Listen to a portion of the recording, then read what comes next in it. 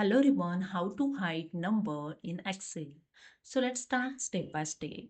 So first open your Excel and here you can see I have data. So here I'm going to hide salary amount. So first I select the entire data. You just drag with the mouse and select here entire data. After that, press the Ctrl 1 shortcut key to open Format Cells dialog box. And here in Number tab, in Category, select the Custom Category. In Type, remove this General Word. So I just remove this using the backspace. Okay. Then enter here the 2 times semicolon. So I enter here 2 times semicolon and click on OK, and that's it. Here you can see in selected data the salary amount hide. So this is a way you can hide number in Excel. Hope you understood. Subscribe the channel. Thank you.